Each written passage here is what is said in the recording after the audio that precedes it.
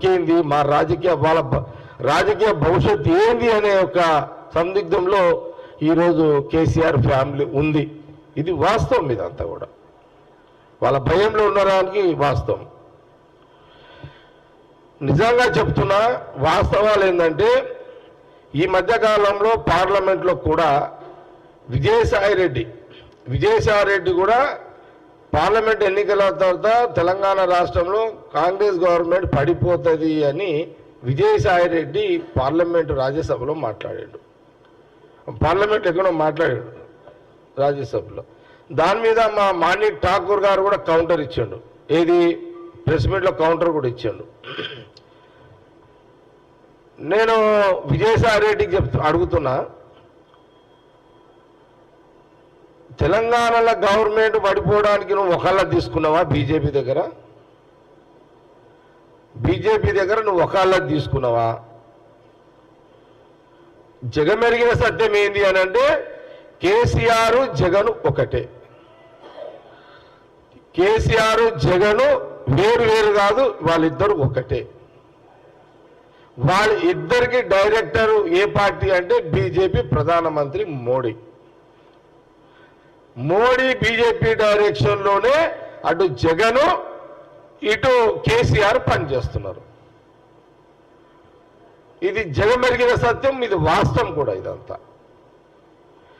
విజయసాయి రెడ్డి నువ్వేమన్నా రాజ్యసభ మెంబర్వా లేదా బ్రోకర్ దుకాణం పెట్టుకున్నావు? ఏమన్నా దుకాణం పెట్టుకున్నావు నువ్వేమన్నా? ఈ పార్టీని వాడేయాలని, ఈ గవర్నమెంట్ని వాడేయాలని దుకాణం పెట్టావా? అసలు విజయసాయి రెడ్డికి అనేటానికి విలువలు ఉన్నాయా? విజయసాయి రెడ్డికి విలువలు ఉన్న నాయకుడు అసలు? ఒక సందర్భంలో జగన్ ముఖ్యమంత్రి, అప్పుడున్న కేసీఆర్ ముఖ్యమంత్రి దగ్గరికి ఇంటికి పోతే ఆ రోజు వీడియోస్ మనం చూసినాం. ఆ రోజు 2 కాళ్ళ మీద విజయసాయి రెడ్డి పడ్డాడు, కాళ్ళు మొక్కాడు విజయసాయి రెడ్డి. నాకు చాలా సిగ్గు అనిపించింది, నాకైతే అరే అంటే ఆ రోజు నాకేమనిపించింది, ఆ వీడియో చూస్తుంటే అది అది విజయసాయి రెడ్డి ముందు జగన్ ఉన్నాడు, కేసీఆర్ అంటే విజయసాయి రెడ్డి కాళ్ళు మొక్కుతుంటే కేసీఆర్ నాకు ఫీల్ అయిపోయింది. ఒక రాజశేఖర రెడ్డి గారి కొడుకు ఇంత దిగజారిపోవడం ఏంటి జగను? విజయసాయి రెడ్డి కేసీఆర్ కాళ్ళు మొక్కిండు అని అంటే జగన్ మొక్కినట్టే కదా, జగన్ మొక్కినట్టే. నాకు సిగ్గు అనిపించింది నిజంగా. ఎందుకు సిగ్గు అనిపించింది? రాజశేఖర రెడ్డి అనే ఒక మగవాడు, ఒక ముఖ్యమంత్రి, ఉమ్మడి రాష్ట్రంలో కేసీఆర్ని అదరగొట్టినోడు కొడుకు ఆత్మ విజయసాయి రెడ్డి కాలు మొక్కుడేంది? ఆ వీడియో బయటికి రావడం ఏంటి? ఇవన్నీ నువ్వు ముఖ్యమంత్రి కావచ్చు జగను, కానీ నీ పౌరుషం లేని నీ రాజకీయ జీవితం వేస్ట్ అనిపిస్తుంది. పౌరుషం లేని రాజకీయ జీవితం. ఆ రోజు సోనియా గాంధీ, రాహుల్ గాంధీ గారు రెండు రాష్ట్రాలు ఇచ్చారు. ఆ రోజు ఆ 2 రాష్ట్రాలలో మీకు స్వయం పరిపాలన వచ్చింది, ఆంధ్రప్రదేశ్కి, తెలంగాణకు స్వయం పరిపాలన వచ్చింది. ఈ స్వయం పరిపాలనలో తెలంగాణలో ఉమ్మడి రాష్ట్రంలో మరి కిరణ్ కుమార్ రెడ్డి, రోషయ్య గారు సీఎం అయితే, తర్వాత రాష్ట్ర విభజనతో ఇక్కడ కేసీఆర్ అయ్యిండు, తర్వాత రేవంత్ రెడ్డి సీఎం అయ్యిండు. అక్కడ చంద్రబాబు నాయుడు అయ్యిండు, జగన్ అయ్యిండు అక్కడ. కాబట్టి కాంగ్రెస్ పార్టీ తీసుకున్న నిర్ణయంలో ఈ ప్రాంతంలో, ఆ ప్రాంతంలో స్వయం పరిపాలనలో అందరూ ముఖ్యమంత్రులు అవుతున్నారు కదా. ఇది కూడా గమనించాలి, ఆంధ్రప్రదేశ్ ప్రజలు కూడా గమనించాలి.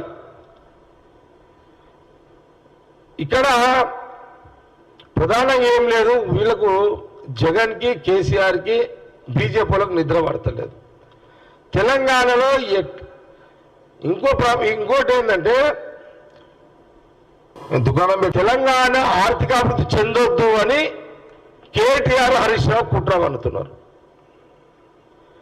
ఇప్పటికే మీరు కేసీఆర్ చేసిన నిర్ణయాల వల్ల తెలంగాణ రాష్ట్ర బడ్జెట్ దివాలా తీసింది. ఏది మీరు విచ్చలవిడి ఖర్చు పెట్టినందుకు.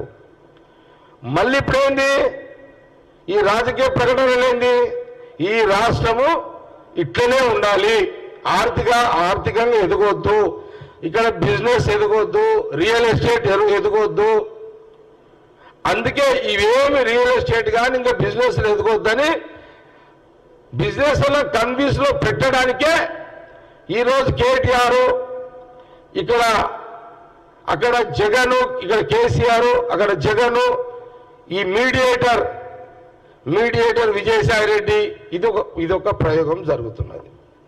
దయచేసి రియల్ ఎస్టేట్ కానీ ఇంకే బిజినెస్ వల్ల నమ్మకండి.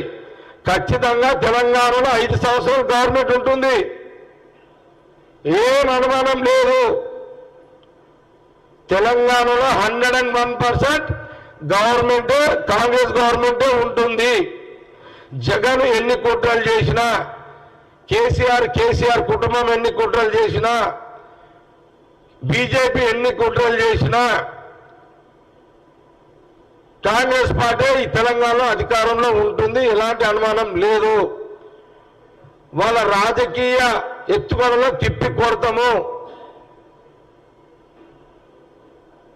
ఈ 3 బీజేపీ వైఎస్ఆర్